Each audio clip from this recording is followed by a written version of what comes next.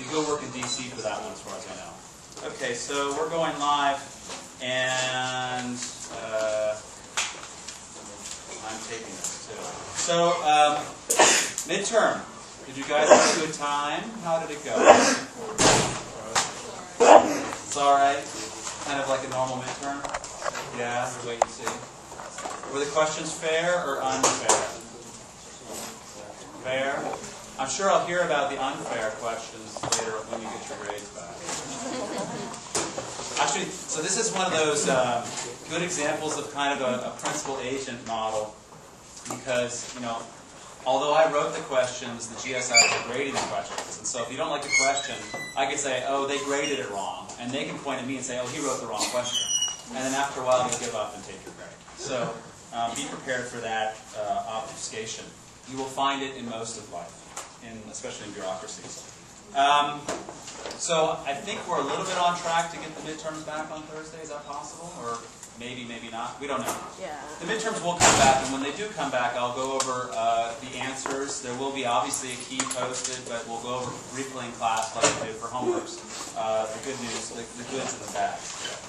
About the blog posts, Yeah. where should we be worried if this is going? So blog posting is, so I am posting them almost usually a week at a time in 1 week blocks. And that's what's what the scores show. Yeah, and your scores will show up also. There have been some people who have gotten zeros, either because they dropped the class, or because they didn't turn it in, or because they turned it in late, unfortunately. But if you handed it in on the deadline, typos and all, you will get 10 points. Okay. I continue to be enthusiastic about the blog posts that I see going up.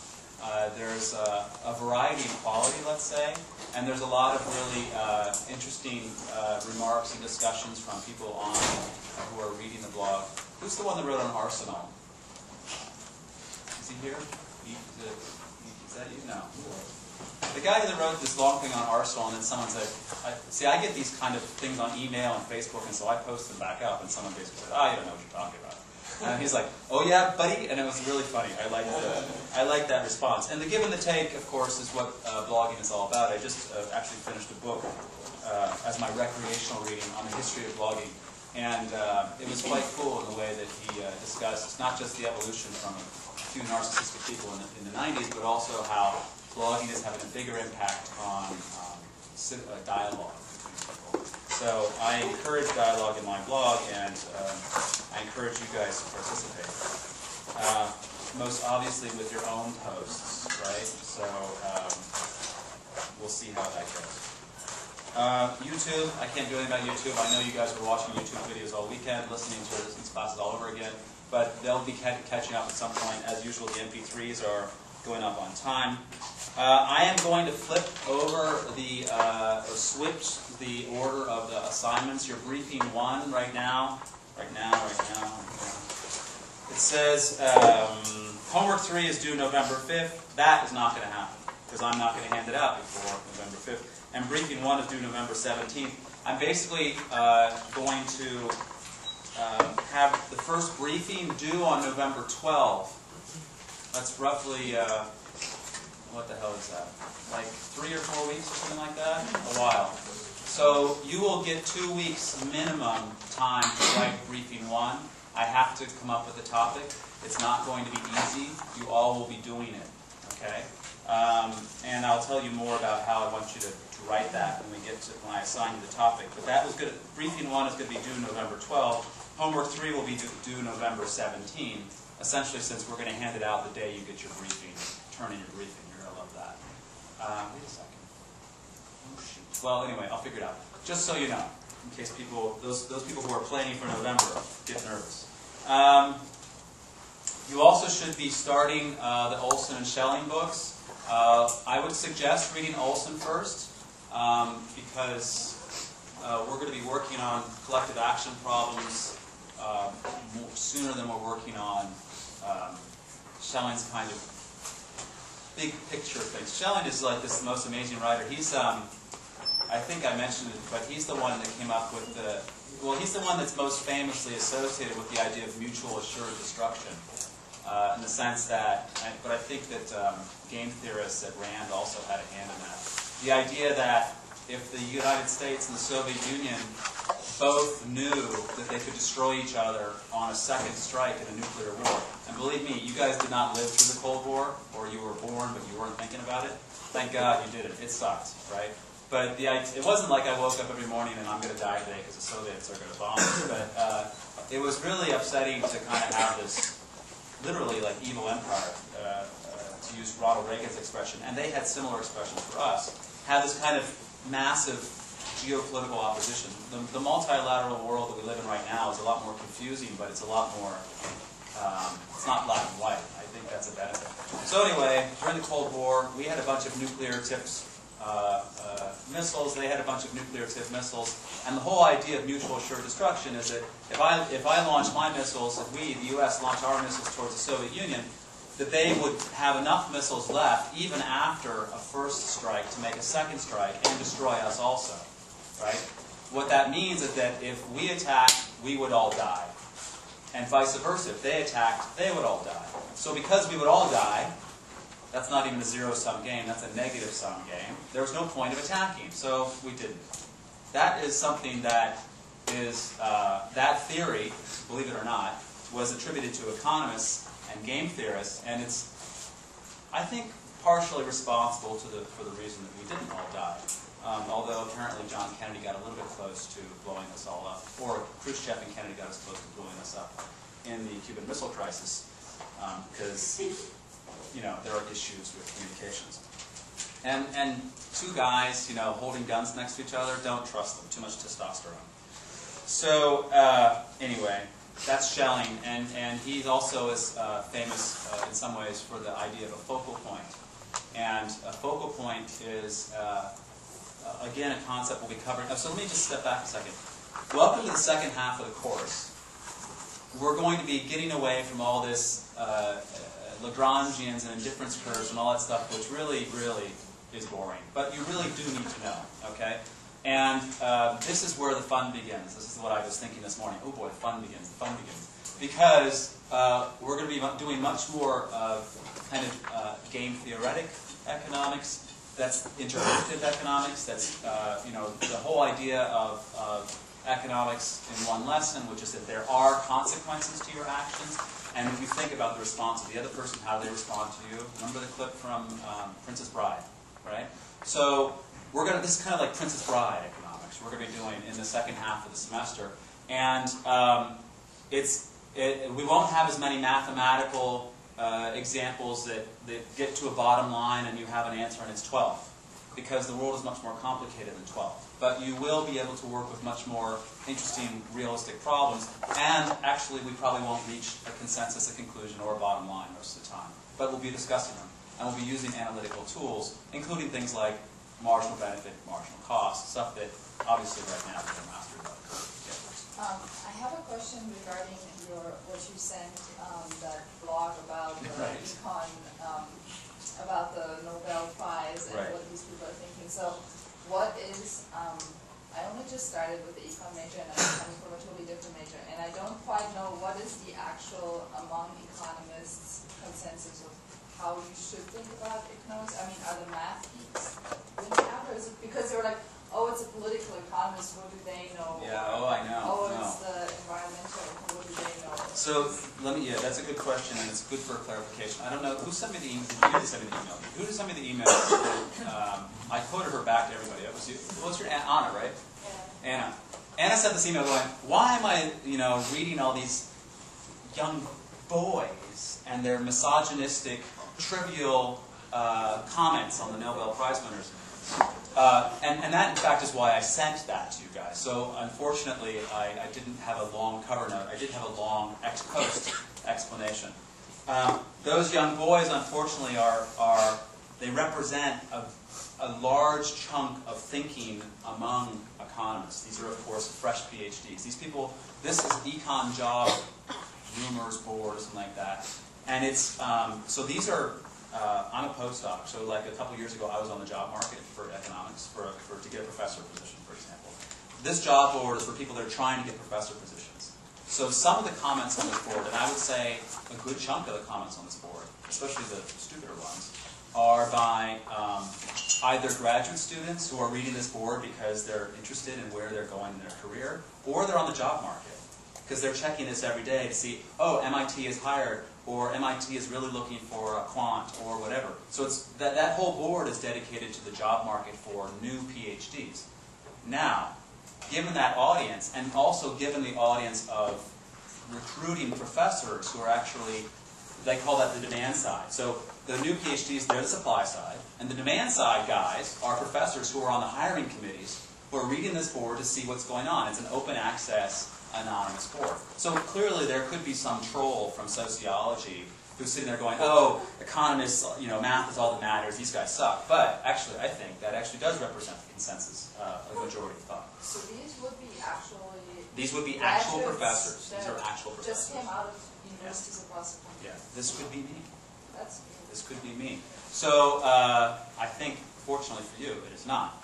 The reason I sent that along is, as I mentioned in the ex post topology, is that this was more of a sociology of economics, if you want. And the reason I thought it was so interesting is because, as I mentioned in my blog post and in the notes that I said to you guys last Tuesday, Lynn Ostrom is the shit. She is awesome. She has done the most amazing work on managing common property resources, which is the topic of this class. And so I wanted you to know of her work.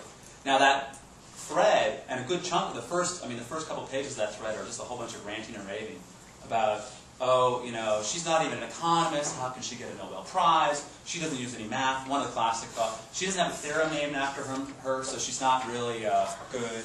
I mean, and I've used the word autistic, and I put a link in the blog post that I have going up this week about the post-autistic economists. These guys are expressing the conventional wisdom in economics, which is that if it is not mathematics, it is not economics.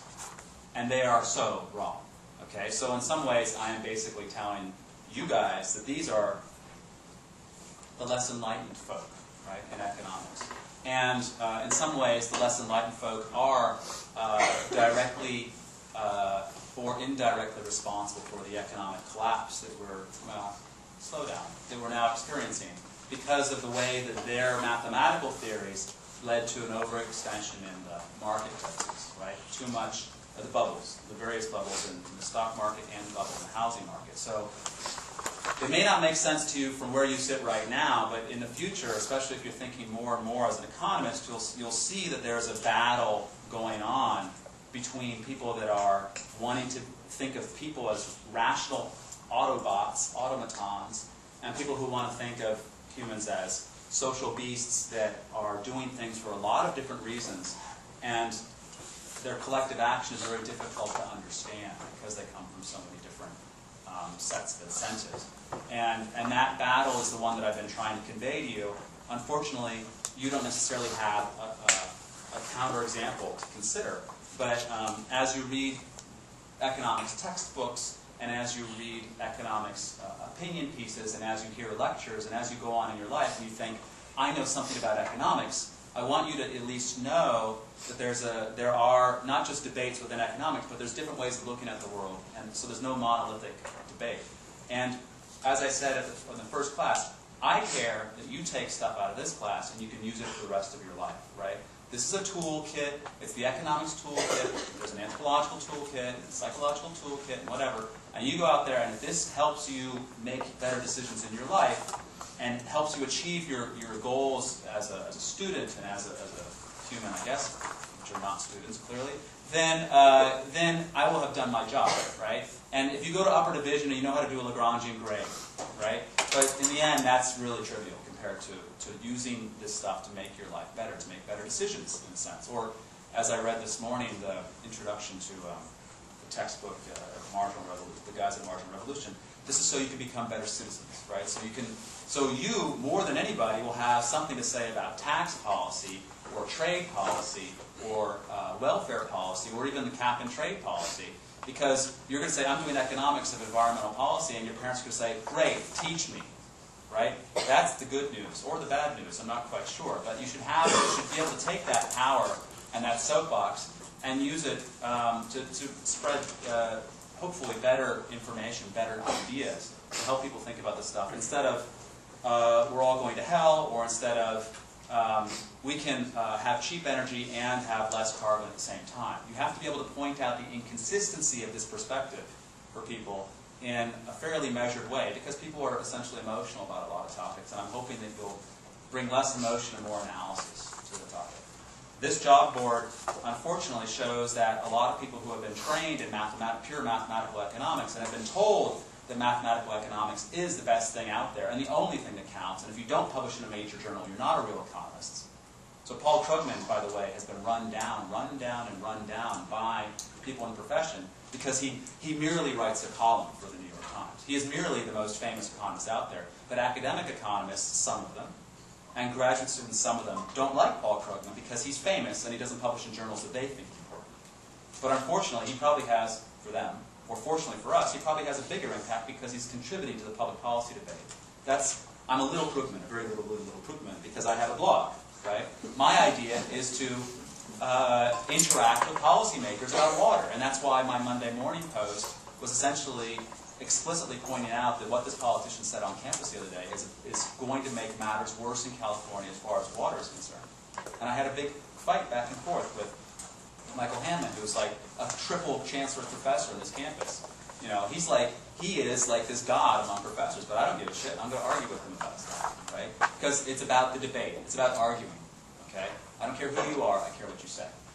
And so Lynn Ostrom has made a major contribution by helping us understand how to manage common pool resources. And these guys are like, well, show me a mathematical model for that. Well, who gives a shit about their mathematical model? She actually is doing something in terms of the forest is still there, and the community is still, getting wealthier. And when her stuff is not happening, then the forest gets cut down and poor people die. That's what really matters as far as I'm concerned. A mathematical model does not matter in that circumstance. So that's what's going on in the sense that it's a debate. Now, what's going on in terms of mathematics and the rise of mathematics? I just heard a podcast, and basically, I'm reading a biography. I'm doing too many things, but I'm reading a biography of Joseph Schumpeter, and he, you got Adam Smith back in the day, 1776. He's the Mr. Political Economy, right? And all along the way, you've got Smith, and then even Marshall. If you actually ever get into economics, you absolutely must get into history of economic thought or read The Worldly Philosophers. If you really care about The Worldly Philosophers, is a great book because it tells about who these economists are and their theories and puts them in context. Marshall was famous for saying, do the math, take the analysis that you learned from the math, write that in common words, throw away the math. Right? Marshall was, if it doesn't relate to reality, the math is not useful. But once you understand reality better because of math, and that's why we do it, then throw away the math, because all we care about is understanding reality, not math. But what happened is you had Marshall come along. 1920 was the last edition of his textbook. Then in World War II, you had von Neumann and Morgenstern. It wasn't called Game Theory. What was the name of their book? Do you remember? I don't know the name of it. So von Neumann and Morgenstern wrote, oh crap, I'm just going to call it Game Theory Math book. That came out during World War II, at the same time as Keynes is out there, at the same time as Hayek writes The Road to Serfdom, at the same time as Schumpeter writes Socialism, Capitalism, and Democracy. Big, heavy, philosophical, very interesting, very real-world books. The game theory math guys came out and said, well, let's just think about this as a game. Assume that you have a person, and the person has one dimension. He's a flat person. And the person cares about one object. We're going to call it X. And then interacts with another person, and they have an object Y. And then we have a summation of blah, blah, blah, blah, blah. Right? They started doing all this math. And that is very sexy for people that are good at math. And what happened is all the people that failed out of math PhD programs, I'm not kidding, went and did economics because it was easier. Right? Because we don't even know how to do math compared to a mathematician. So what happened is, after World War II, and the rise of mathematics, most importantly driven by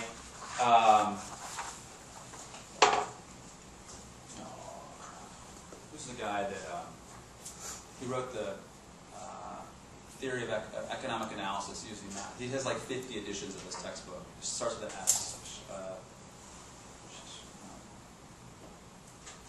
He's 90 years old now. I can't remember. I'm like dying on names. I have horrible names. Anyway, so this guy writes another book. So anyway, that's the rise of mathematics. It's based on game theory, von Neumann and Morgenstern, John Nash, right, who was the Beautiful Mind. And in the movie The Beautiful Mind, John Nash goes crazy trying to understand the entire world with math. Important lesson, right? That was not taken by other people.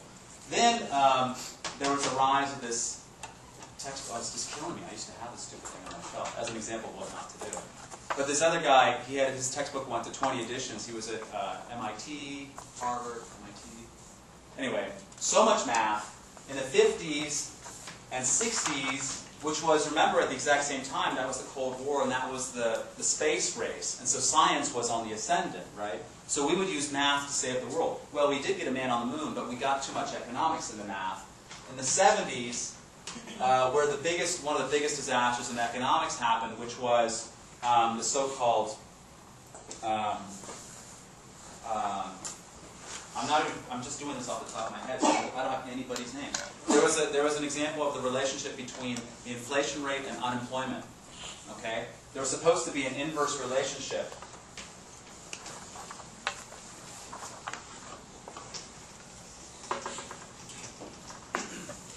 Called the Phillips curve. It's called the Phillips curve. And the idea was that as inflation would go up, unemployment would go down. Okay?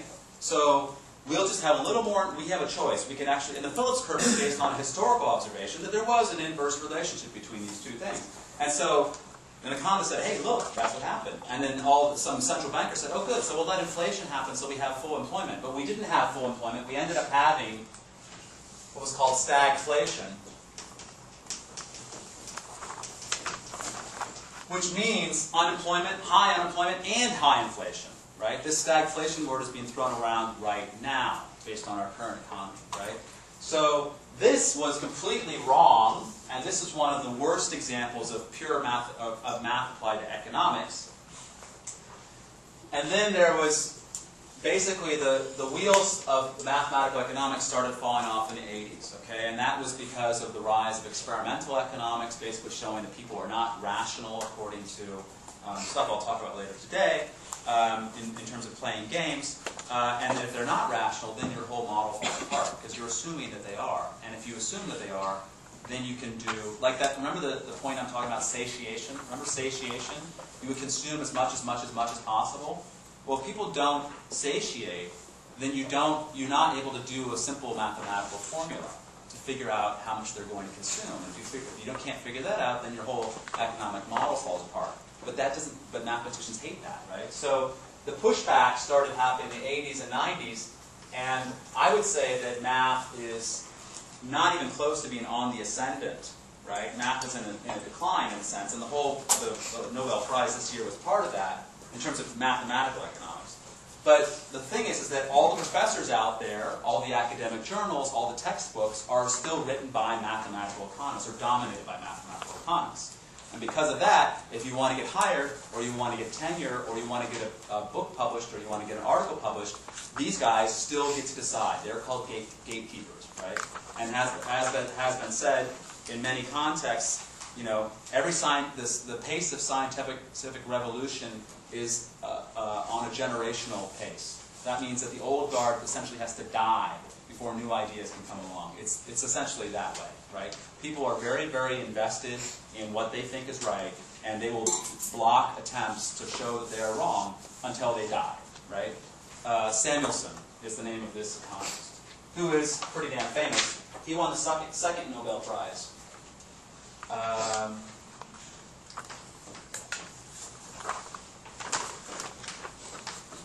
And he wrote something like,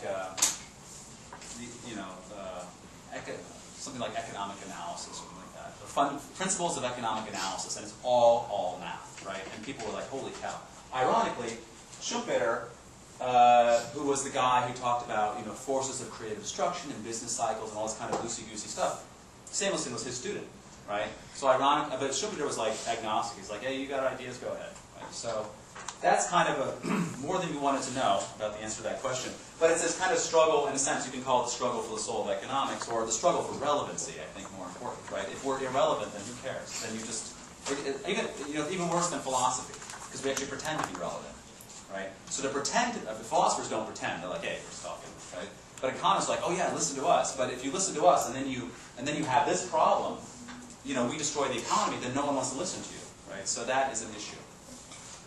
And that's ongoing. So there's still more feedback on the Nobel Prize. It means a lot to economists because of these debates over ideology, and it means something in terms of what we mean when we say economics. And the reason I'm giving you all this background is because you're in a class on economics. So I'm not going to go do that to somebody on the quad, but I think you guys should know what's going on. And that's that. Okay. Any other questions? Yeah. With the rain, are we over the drought? Yes, we're over the drought. I'm going to shut down the blog. I think that water management is going to be fine because it rains. It just seems like maybe the reservoir would have a little bit more. The reservoir added 1 foot. Right. It's like 200 feet below. So I actually posted this when I was in D.C. last year, and it was raining in D.C. and there was a drought in California, and I was thinking, the politicians in D.C., when it's raining, they do not care about water issues because clearly there's enough water. It's falling out of the sky, right? So there's this really interesting thing that notice that when someone gets on the news, did you hear that story about the insurance company that turned down the fat baby for being obese, right? Because the baby was like 4 months old, and the insurance company's like, oh, you weigh whatever, 14 pounds or something. You're at your 99th percentile, so you're obese as a baby. Jon Stewart just took these guys apart. And so, we're going to deny you coverage. And this is course material. This could be on the test, so pay attention. So, watch The Daily Show for your homework. But the point was not that this ridiculous story about a baby who's being breastfed getting turned down for obesity. The point that was funny is that the baby was the son or daughter, I guess it was, I don't know what it was, the baby of a news anchor for a TV show. So guess what? They put the picture of the baby on the TV show. The one anchor turns to the other anchor and says, how does it feel to not have insurance? I mean, massive publicity. And what did the insurance company do? Of course they insure the baby. They're not stupid, right? But on the other hand, you have to ask yourself, holy cow, what if I don't work as a news anchor on a TV show, right? You really have to worry about people that get a lot of attention because they are the rusty hinge, right, that makes all the noise, and people that don't. So politicians pay attention, and I told you when the protests go block a parking spot for the chancellor, you will get cheaper fees if the chancellor can't park, right? Justice has nothing to do with it. It just has to do with, oh my God, my parking place is blocked. Yeah, give them whatever they want, right? That's how politics tends to work. And so, I've got a post this morning on the jobs in the valley, this big debate about the impact of water cutbacks on agricultural jobs. It's been a very emotional debate. Sean Hannity went down there and did his little circus act. And, the thing is that politicians are like, oh my God, that guy lost his job. This is actually really important. That guy, farmer, agricultural worker, steel worker, auto worker, that guy, that human face, lost his job. I was going to try and draw a face on a whiteboard, right? All right. This is a human face. So this guy loses his job, Mr. XY, and they're in the news. Remember that guy, Joe the plumber? Who the hell gives a shit about Joe the plumber? He's like he's the most famous plumber in the United States. He wasn't even legal, right? So Joe the plumber, whoever loses his job, suddenly we have the Joe the plumber save the job bill, right? And think about the politics of this stuff. Say that you defend Joe the plumber, who, let's say he's a steel worker. This is an important debate. You defend the steel workers because they're very photogenic. Steel workers, coal miners, all these guys, fishermen, they show up and they bring some fish to the Capitol. You defend their jobs. What do you have to ask as an economist in terms of a bill, a law that will defend their jobs? What's the first question you should ask? What's the cost? What's the cost? Where will the cost come from? Where is the cost of defending a steelworker job, for example? So you're spending money, right? Or there was actually, the way they did that is they actually put the tariff up That's the tariff on foreign evil steel, right? From those Chinese and Mexicans, who we like to buy everything else from, but not steel. So we put the tariff up for steel. What's the consequence? Joe the steel worker keeps his job. What's the consequence? Give me another what happens? China gets mad. Could be a trade war. What else? People have to pay more. People what? Have to pay more. People pay more. Which people? The like factories that use steel. The consumers of steel. Right? And then what else? Just like go one more thing. There's one more thing. Besides the trade war pissing off China, who else gets hurt from now unfair U.S. competition? Unfair plus unfair equals fair, not in trade. How about the steel producers and other parts of the world?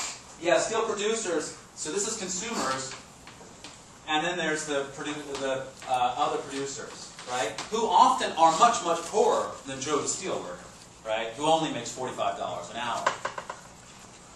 And if you look, I mean, you look at Chinese coal mine conditions. I mean, the number of Chinese workers that are dying in coal mines is insane, right? So look, you keep one job, and by the way, just the direct cost of these jobs are estimated at something like $500,000 a year. The cost of defending a job that pays $50,000 a year is $500,000 a year. I am a big fan of just sending a check for $50,000 and tell that guy to go away, right? But unfortunately, politicians are going to stand in front of a mine or a steel worker, steel plant, and say, I saved this guy's job. But those other 20 people who are out of work, oh, I don't care about them, right? Now, we may not care about them if they're Chinese or they're Indonesian or whatever. And we might care about them if they're Americans, but what if they're Americans who are now paying more for a car, paying more for a clean canteen bottle or whatever, right? So the impact, when they talk about the impact, this is actually just cash. There's other impacts, plus, in terms of bad trade relations. The whole breakdown in the Doha trade round can be partially attributed to George Bush's action on this. Right? Obama put a tariff on tires, Chinese tires, to protect what? American tires. Who gives a shit? I don't care where my tires come from. I want cheap tires. Or I want cheap and environmental tires, right? I don't want that. So the thing is that you clearly see and often see politicians who defend one job and they don't talk about the other 15 jobs. And your job as an economist in terms of evaluating these policies is to take the whole picture into perspective and think about that thing called a social welfare function. And if you feel like limiting your social welfare function to Americans because they're valuable and no one else is, it's like God Bless Us and No One Else. Did everybody ever see that film? This guy, Chris Rock was running for president, right? He was running against some bigot. He's like, God bless America and nobody else. That was his. But that's a subtext, isn't it? In a lot of these speeches by politicians. And you know what? Don't care about the other people, fine. But care about the other Americans, and that's these guys that are screwed, and they'll be screwed if there's a trade war, right? So whenever someone comes out and they say, I have a simple policy to make all of us better off, watch very carefully what happens. Okay? That was a rampage about something. What was it about? Math. No, not that far back. No. It's about rain. Rain, yes. Politicians claiming that the problem is solved. Yeah. They try and fix a problem right in front of them, that's what I'm saying, right? And Schwarzenegger tried to lock the California politicians into a room until they would come up with some, the solution to 50 years of problems. You have the weekend. Fix it up. So, yeah, political grandstanding. I am not a fan. Wow. Any other questions? So no, the problem is not over the rain. We're going to have continuing water problems pretty much for the rest of your life. Isn't the rainfall more to do with the decreasing sea or snowpack? Partially, but the rain here is not. The rain the snow level rose up to 9,000 feet on the storm before this one, instead of being down at 3,000 or 4,000 feet. So whatever would have fallen as snow fell as rain, and then it ran off. So that essentially, this year I am calling for flooding in Sacramento because if they have El Nino rains and it's not snow, then the Sacramento River will flood, and then it'll flood downtown Sacramento, and that would be fun for them. For me, not for them, but we'll wait and see. Sacramento has worse levees than New Orleans does. That's an interesting fact. Anything else? Other questions? Okay. So let me talk about sunk costs. This is a confusing concept, and when I was in Memphis last week, I was attending some lectures given by my host, and he was talking about sunk costs, and I could see the confusion that this problem creates, not just for the students, but also for me and for you and whatever. So let's think of the decision, and this is a timeline. Let's think of the decision of buying a ticket to a game. It's football season now, is that right? Okay, so say there's a football game, and say that it's a Cal somebody game, Berkeley, I guess, Cal Stanford game, and I'm a big sports fan. So let's say that you have an expected utility of $300 worth of utility, right, from attending this game. And let's say that the ticket, because students deserve cheaper tickets, costs only $50.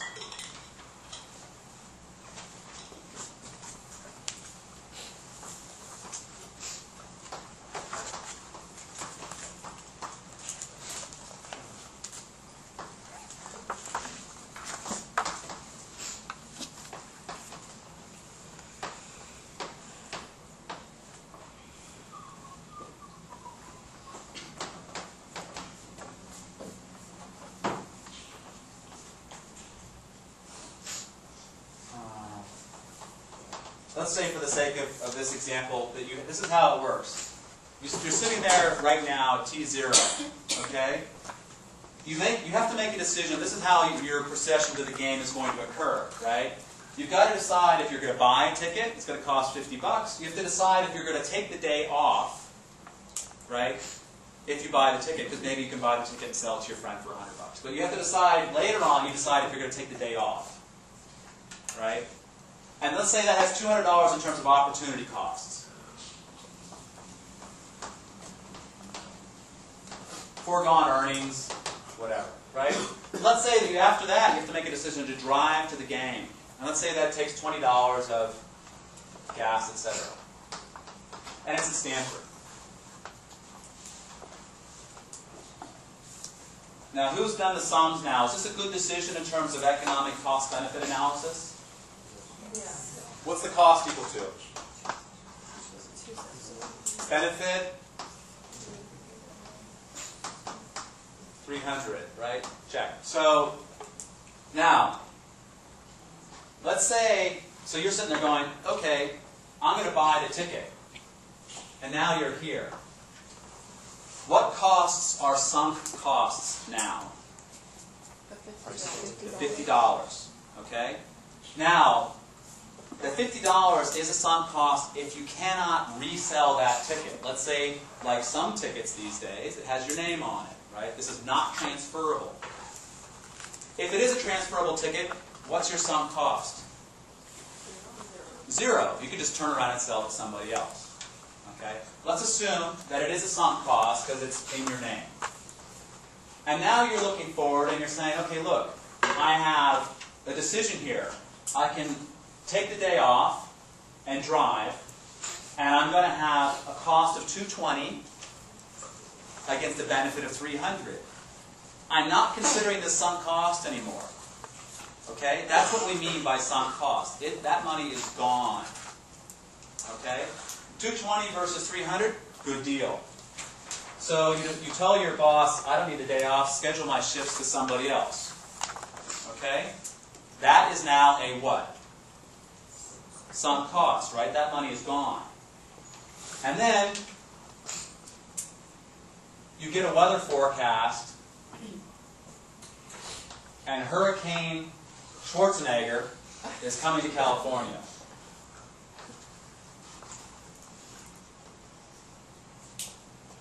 And there's a 50% chance that you're going to have no hurricane. You just go like normal to Stanford. You pay $20. $20 versus $300, that's a pretty good chance, right? Okay. But if the hurricane comes, then it's $500 of aggravation to get there, right? probably including the game is canceled, but let's assume for a second it's not. Hurricane-proof stadium, because Stanford has gold-plated facilities. Okay? So, now I'm going to bring up a concept called expected utility.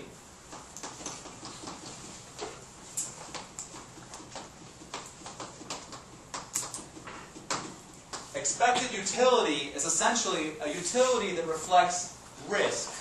It reflects the probability of one thing versus another. Okay? The abbreviation, there's a lot of abbreviations. I'm just going to call it EU. Is there a better one than EU? That's pretty standard. Or it's the European Union or whatever. But we'll call this expected utility, okay? I will always call it expected utility, but this is kind of the jargon. So your expected utility at this point here with uncertainty, with risk. I'm going to discriminate between the words risk and uncertainty. I'll get to that in a second. But basically you have 300 utils of expected utility if you go to the game, right? Minus the cost of getting to the game, which is going to be 1/2 chance of a $20 ride plus a 1/2 chance of a $500 hurricane.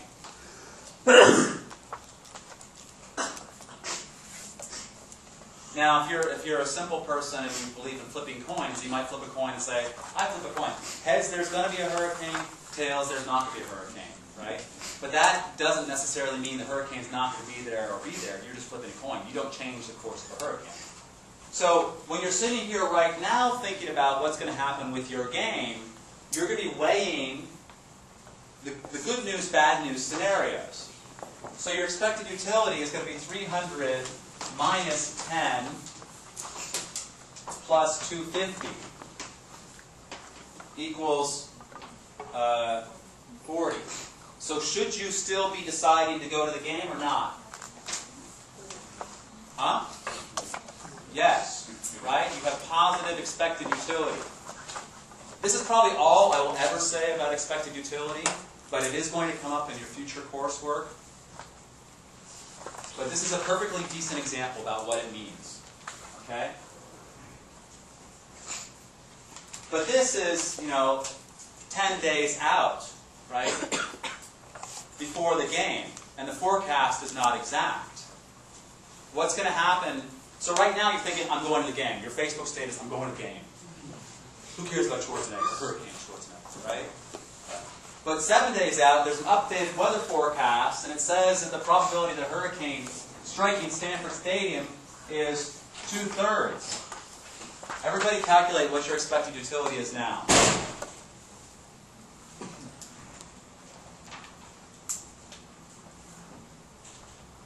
And write it down.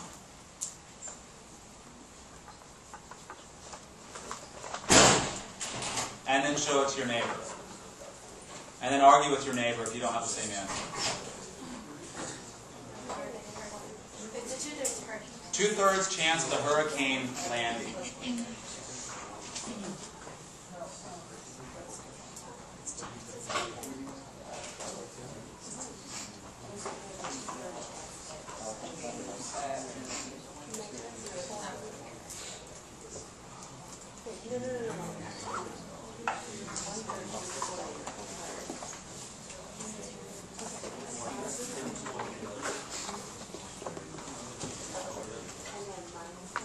Okay, so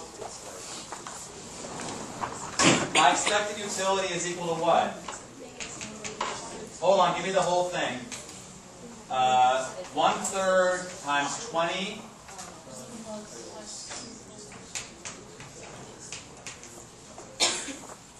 What does that equal? Negative? Negative 1 what? Anyone? 120? Can we do some math here? 2/3 of 20. That's a nice even number. Let's call that 7.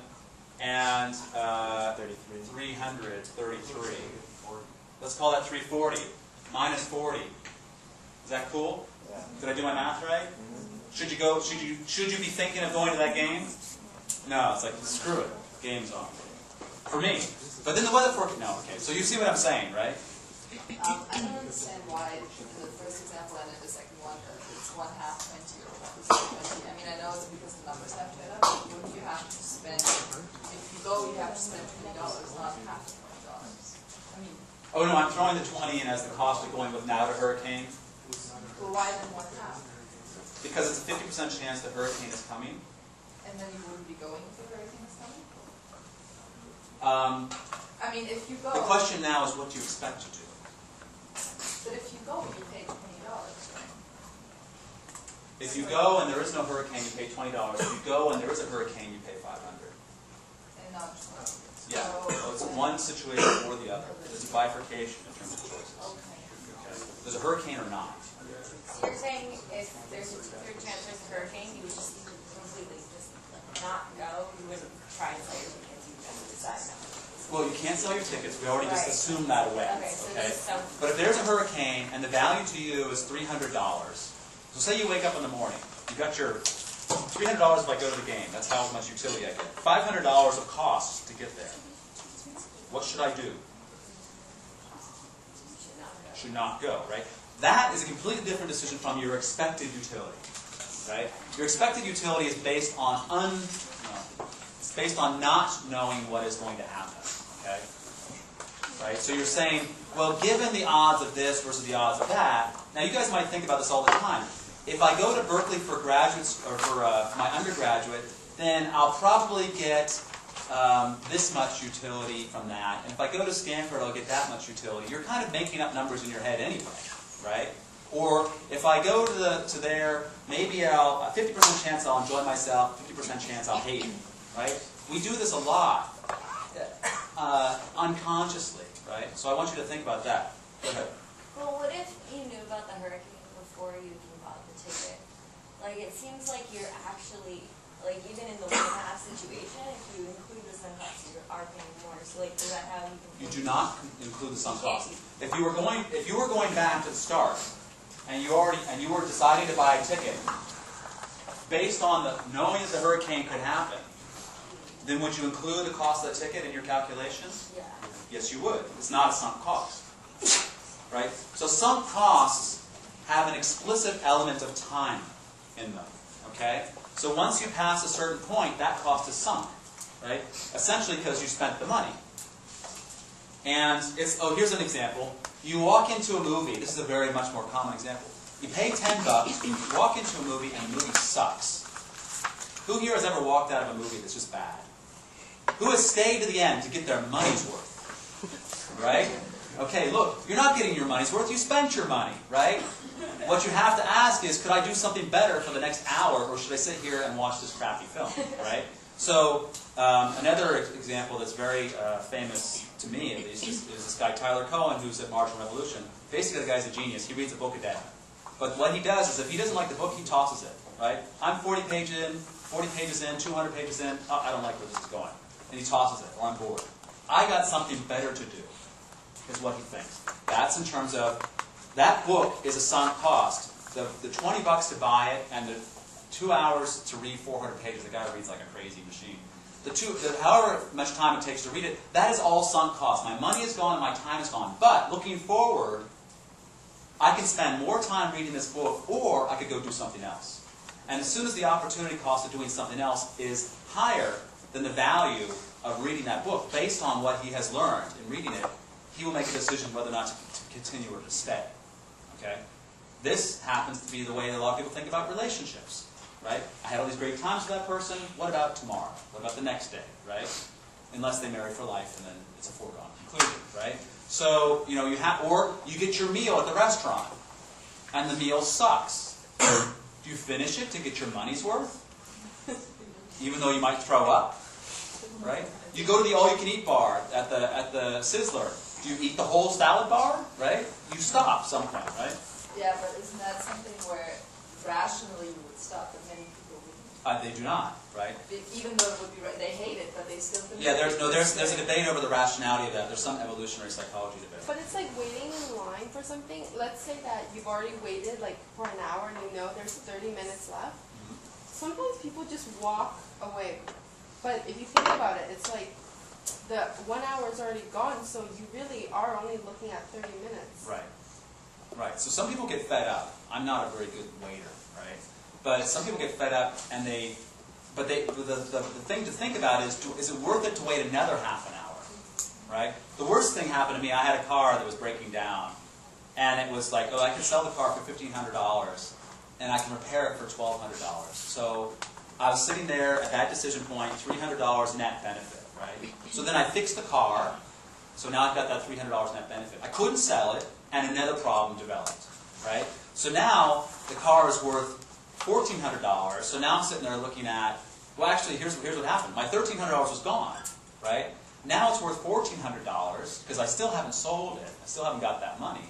But now I have to spend another $1,000 to repair it. So now I'm looking there going at $1,400 versus $1,000. I guess I should repair it again, right? The lesson is that you should just hand someone a check for $1,000 or sell the car for $400, right? And let someone else take care of the repair job.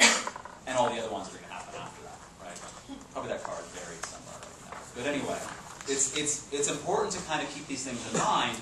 And there's actually a really interesting evolutionary debate about sunk costs in the sense that putting in effort, we do give a lot of value to effort that we have put into something. It's like, I put a lot of effort in this thing, and even though I know that's a sunk cost, I should continue to put in effort because I put in so much effort. And I'm not very clear about the evolutionary explanation. I can't remember exactly what they say. But it does make sense. It has made sense in our past to do that, often because additional effort would be repaid in the natural world, but maybe not in the human world. I think it was something like that. So just, the hunter-gatherer time. But the economists call it sunk cost fallacy. It's a sunk cost fact. A lot of people do not think of sunk costs as sunk. But it's an interesting thing to think about, and it can be helpful when you're sitting in a crappy movie. Let's say it that way. I think it's probably a good time to apply that idea. So, that's more stuff on sunk cost fallacy. Or sunk cost. I still don't understand the $500. Is it cost if I still play the game, like when there's a hurricane? Right. So either $20 is the cost to get to the game if there is no hurricane, and $500 is the cost to get to the game if there is no hurricane. Or sorry, if there is a hurricane. If you know for sure, right? But this was a 50-50 chance. You didn't know for sure, right? That's why it's called expected probability, expected utility. So $500 is expected. That is the real cost if this should happen, right? The expected cost is the probability of that happening times the cost of it. This is the formula you want to write down, by the way. It's going to be the probability of good times the cost of good plus the probability of bad times the cost of bad. Okay? That's the formula that you'll use for expected utility. That's what I'm talking about right now. So the $500 is the cost of bad, but it only has, in this case, a 2/3 probability or 1/2 probability or whatever. What's the $300? That's just that's the benefit, full stop, right? I mean, maybe you have some expected benefit. If Stanford is winning, my expected benefit is 10, and if Berkeley is winning, my expected benefit is 100. You can do that too if you want to, but that's two sets of probabilities that I'm not caring about interacting with, right? So you can have that too.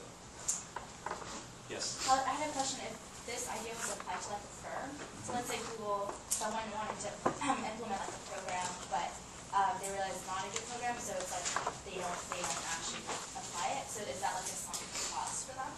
A firm? So Google invests a lot of money in developing a program or software product or whatever, a web widget. Right? So they develop a widget, they invest a lot of money, and then they look at it and they say, should we roll that out, right? So that's basically the investment in developing the widget is sunk, right? And what they're doing is they're saying, from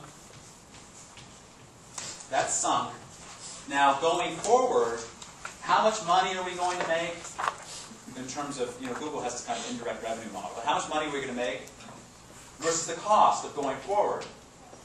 Now, maybe we'll make $0 and the cost is one staffer. Or maybe we'll make $100 million and the cost is, $200 million or bad publicity or whatever, right? So they're trying to quantify that question on a going forward basis. So in their accounting sheet, whatever, like when they It's not accounting, this is economics. Yeah. But when they don't really, do they consider some cost, like when they actually write it down in numbers? From an economic perspective, they will talk about some costs. From an accounting perspective, they talk about expenses. R&D, right? It's tax deductible. Accounting, this is where accounting and economics really start going different directions. Okay, do we need to stop? Yeah. We're going? Okay. So, yeah. So that's some stuff on sunk costs. Okay.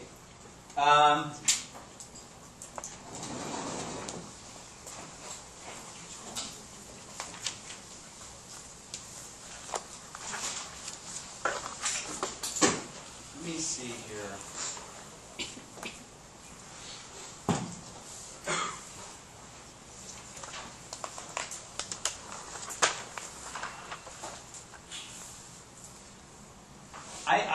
When I was gone last week while you guys were taking the midterms, and I gave a talk at Rhodes College. Has anybody ever heard of Rhodes College?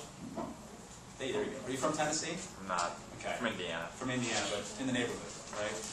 Rhodes College is a liberal arts school, about 2,000 students in Memphis. And a colleague flew me out there to give a talk on sustainability. That'll be going up on my blog if you care. I'm not going to sit there and give you the talk again, thank God, for everybody. But it'll be on my blog if you want to listen to it. The only thing I wanted to note in terms of recycling that talk is I talked about the difference between natural resources and environmental goods. I talked about collective action problems. But I talked about this definition of sustainability, right? And this might be useful just to keep in your bookcase, I guess. But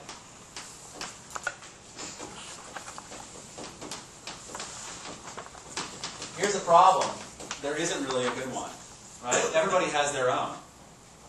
And as an economist, so an economist might say, oh, sustainability. What goes on this axis? Pop quiz, price. Sustainability is this, right? Kind of equilibrium, sustainability, they're a similar idea, right? And as you know from the midterm, how often does this happen? Never, basically, right? So the thing is that sustainability really implies some kind of, from the ecological or biological perspective, it implies some sort of stable with variation population over time, right? A steady state is the idea. Now, let's just say before humans showed up, nature had gotten to some type of steady state and evolution, right, with shocks like asteroids hitting the planet. And things were kind of going on, they're going on, right? And then we started to have impacts on that in terms of doing unsustainable things, right? Mining, most notably, mining fossil fuels to increase the amount of energy being used on the planet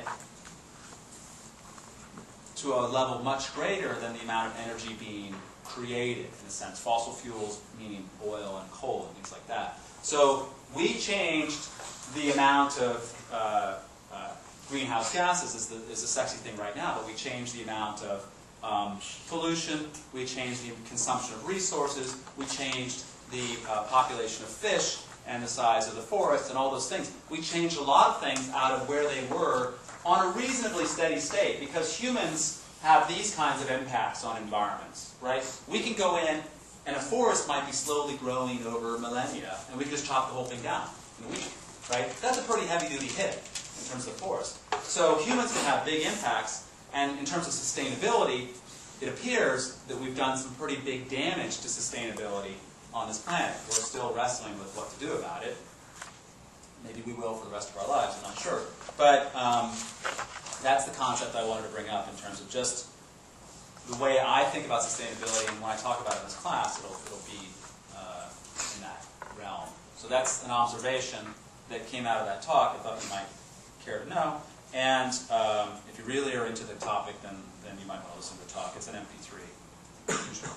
Any questions about that? Yeah? Is there a major difference between sustainability and subsistence? Oh, sustainability and subsistence. There is either there is or there is not, right? So you could call it a subsistence economy, if that word is. You can talk about a sustainable economy, which someone might say, well, Denmark has a sustainable economy, right? Because everybody rides bicycles around, and they have, they eat fish, and they don't kill all their fish stocks are healthy, and they have solar power and stuff like that. But you might not say they're a subsistence economy because they eat lovely foods and watch TV. And so subsistence tends to mean you're just above, somewhere above starvation, right? In terms of your daily caloric inputs. That's kind of subsistence economy. You're growing the food that you need to eat. You might starve if that crop fails. That's more of a subsistence. That's where the word is used most often. Is subsistence even sustainable? A subsistence economy might not be sustainable because maybe you're chopping down the forest to burn the wood to make your food, and after a while you've got no forest. So you can have unsustainable subsistence, which is actually very common, and you can have sustainable non-subsistence sustainability, right? So the words, I think, are not synonymous. More questions on this? No? Okay. So, briefly, I will give you a few comments on the overview on time. Because as I mentioned, this is the fun stuff, and we're going to be doing a lot of stuff on time for this half of the semester. Remember the first day I said I wrote this down, and I said, who knows the meaning of this? Stochastic dynamic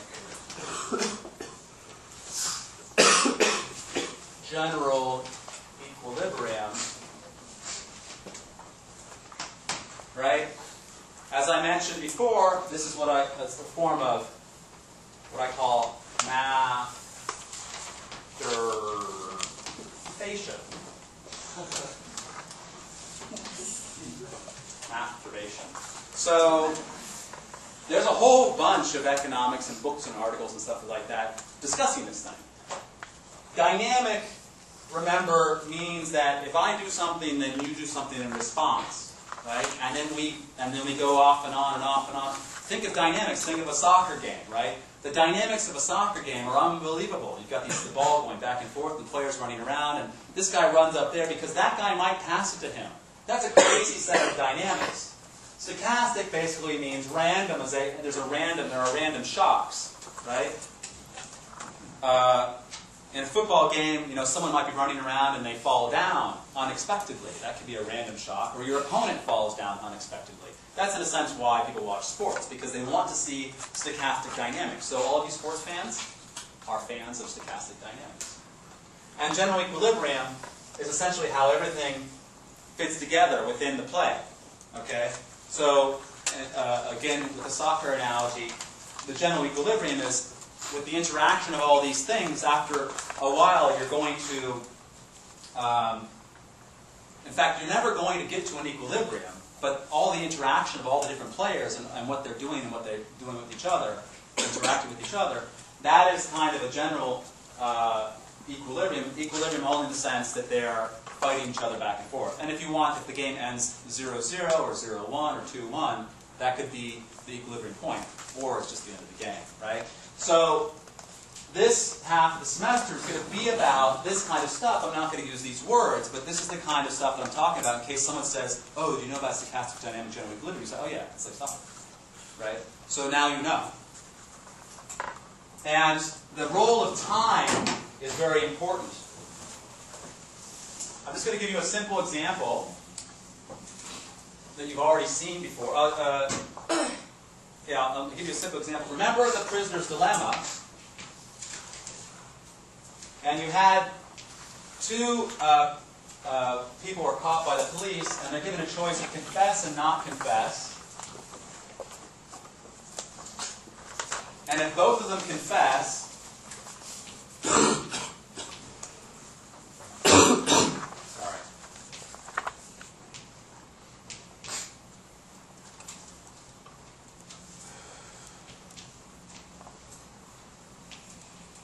I'll tell you how to read this table again. Just copy that down for a second.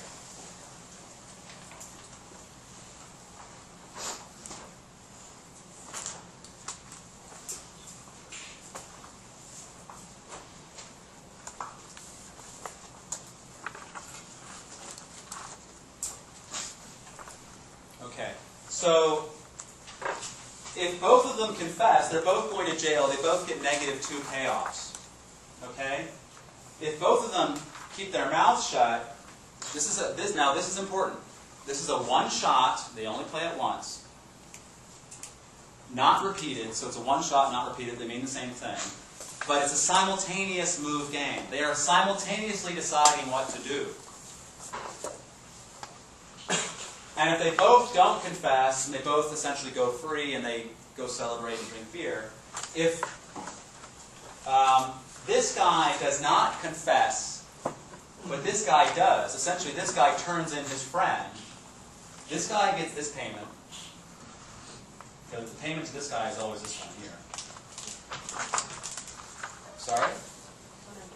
Okay. If this guy confesses and turns in his friend, essentially he confesses in the sense he turns in his friend. That's what I mean by confess. He talks. If he talks, then he gets 3 and his friend gets -3. His friend goes to jail for longer because he gets framed with the crime, right? So this guy gets screwed if he's silent and the other guy talks, and vice versa. That's what's going on here, right? And in the simultaneous move game, remember, this is how you look at it. This guy is looking at what to do. This is Mr. A and this is Mr. B. Mr. A is looking at what to do. And he says, if I confess, no, if he does this, then I should confess. Because if he does this, those are his payoffs. My payoffs are 3 and 2. I make more by doing C. Did everybody see that? Okay. If he does this, then I get this or this, and I should do that. So this is a dominant strategy for Mr. A. Okay? And in a mirror example, Mr. B also has a dominated strategy to do confess. And so what ends up happening is that they both confess, and they both go to jail, right? Now the prisoner's dilemma is this really, it's a workhorse in terms of discussing game theory. We won't be discussing it a lot. The key that I want to tell you about now, besides to keep this example in mind, because we'll bring it up, is that this is a simultaneous move game, right? What would happen if it was a sequential move game, right? And let's say that Mr. A had to go first. So if Mr. A does this, now, so here's the question. If Mr. A goes first, should he do that? Yeah. If he goes first, Mr. B will see what he does and then decide what to do. If Mr. A confesses, then Mr. B is either going to get -2 or -3, right, in terms of payoff, so he'll end up confessing. But if Mr. A does not confess, then Mr. B is going to get 3 or 2. Ooh, actually, I did this wrong. But let's see. So if Mr. A, well, actually, this rolls 2 games together. If Mr. A confesses and then Mr. B looks at what happened, then Mr. B should what? Confess. And this is the way I set up the payments. Well, you can switch examples around. But if Mr. A does not confess, then Mr. B should basically also should turn him in, right? But think of it this way. There's another thing that I was trying to bring in here. Indirectly, I did. It's called the trust game, right? The trust game basically means. Crap, I have to stop this. Well, the trust game basically means if Mr. A trusts enough to not confess, then Mr. B will be like, dude, you trusted me, I'll trust you back, right? I didn't set up the payments correctly, but that's what ends up happening in the trust game. I'll get into that in the next time. What I want to do now is I want to stop and hand out these evaluations. There's 4 questions, and I want you to fill in those questions. There's anonymous, and I want you to put it on the tray there on the way out. This is so I have an idea about what's going right and what's going wrong in terms of this course, and I can make adjustments. I can make adjustments maybe, including going back and talking about stuff that, oh my God, I never understood. Okay, so.